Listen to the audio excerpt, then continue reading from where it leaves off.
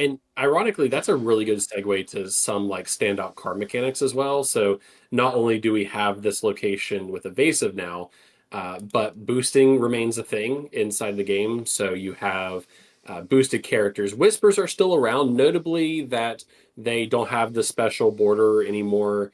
They're just standard, but the boost is there. But notably, we do have locations with boost. And we kind of figured this was going to be a thing because in Whispers in the Well, we got cards that said if there is a boosted location, there's some wording around that. But Scrooge's Counting House, a 2-cost inkable location, 1 to move, 4 willpower, 1 lore.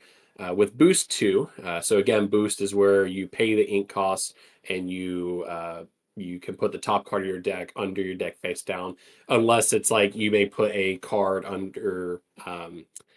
Whenever you play this character, you may boost a card of some degree. There's a few things like that. But good business is this location gets 1 strength and 1 lore for each card under it.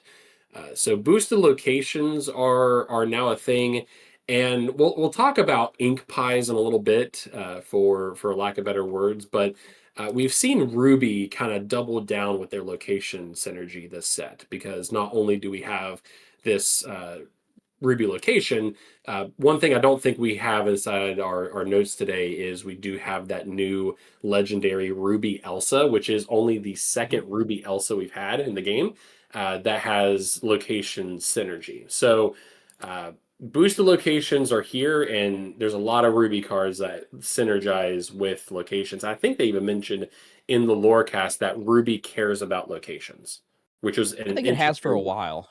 Yeah, Like I know it sounds weird, but truthfully, I think it's one of those like hidden in plain sight type of things that Ruby cares about location. One card in particular I look back at is the what is it, Maui 3 cost song or action or something pulled from the sea. Islands I pulled from the sea. Yep. Islands I pulled from the sea, and I believe I forget what set it actually came out in. Set 6. So Islands I pulled from the sea. This is a search your deck for a location card. So it goes back to like your Merlin Visionary that you talk about. It's always cool to be able to just pick up your entire deck and look through it for a particular card. This is a card that allows you to do that, but you get to search your entire deck for a location card. Reveal that card to all players and put it into your hand, and then shuffle your deck. There's all kinds of stuff. That entire set 6, I believe that there was a big legendary Moana that came out too that gained extra lore and stuff based around locations. There It's been a was minute since a we've seen Ruby there's been location. things that, but they are definitely like concrete in stone, bleh, specifically saying now that Ruby is locations. So and this is kind of opens up a whole other can of worms. But immediately, whenever I start seeing these Ruby cards, I'm like, Ruby Steel locations because John Silver got reprinted. So it's going to be really neat to see what people kind of cook up. Um, Second is so we have the boost locations. Boost remains a thing. Who knows how long it'll be around, but it's at least here for the time being. The next one, we did mention this a little bit earlier in the show, was this brand new Underdog ability, which I believe this Amber Angel, the Siren Singer, was one of the first Winterspell cards we had seen. But a 2-cost inkable, note that 2/2 questing for 1 with Singer 3. So the important thing around this is that this underdog ability, this is not unique to Angel. This is going to be unique to some other cards. I think one of each ink type. But this underdog ability is if this is your first turn and you are not the first player, you pay 1 less ink to play this character. So effectively, if you are going first, if John and I were playing, if John was going first, John could not play this card because it would cost 2 ink to play it for John.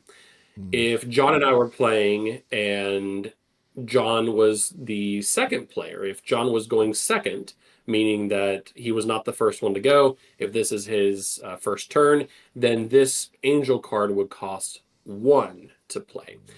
And this is something that they've doubled down into a little bit is they wanted I don't want to say, we assume that they obviously wanted the player who is going second to have some sort of not advantage, but some sort of equilibrium to play slightly more powerful cards or equal cards to going first here. So For sure. one drop Cinderella is back in a sense, but the I underdog think the ability we biggest see throughout. complaint with Lorcana that you always hear people from the beginning, since the first chapter, the biggest complaint has been if you win the dice roll, you win the game.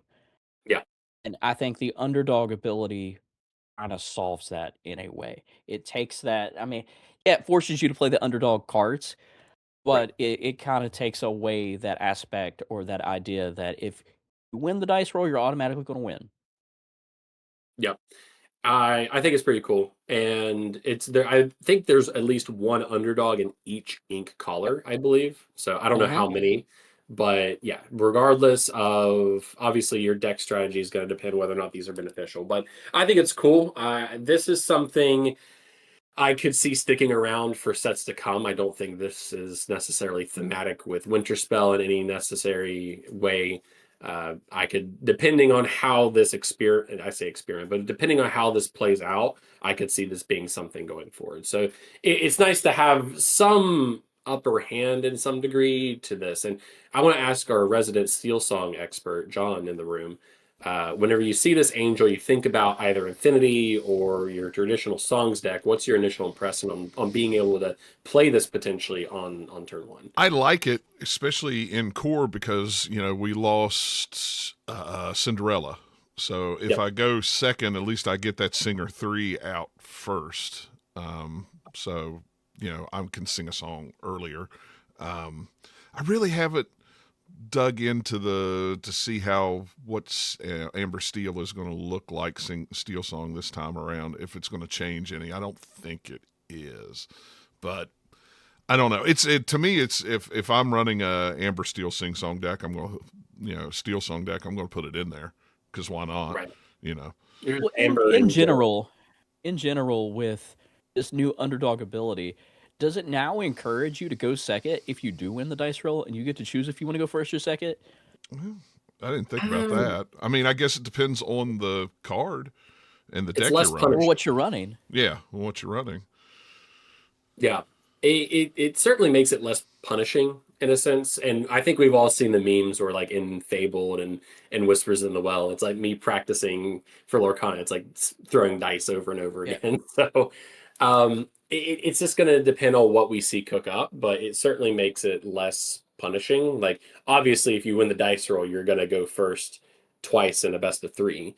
Go first twice in a best of three. But I don't know. I think it's too early to tell, but I like it. I think there's benefit, and there's definitely room to grow with this too. With Underdog, they could rather than it being, I could see them potentially expanding this from paying one less ink for this character to maybe having like a special ability if you are the second player and it's not your first turn. But I digress. Um, Lastly, because we do want to make sure that we get to a little bit of lore here and what's happening in Winterspell, because we did get that revealed, is we do have the return of these connecting borderless foils, which prepare to Drink. take a drink. Yes, prepare to take a shot of soda or something like that. Every time you see this online, but um, I forget when we had. Was it Jafar? It was Jafar, right? I We had believe it was. the connecting cards. It was Huey, Dewey, Louie.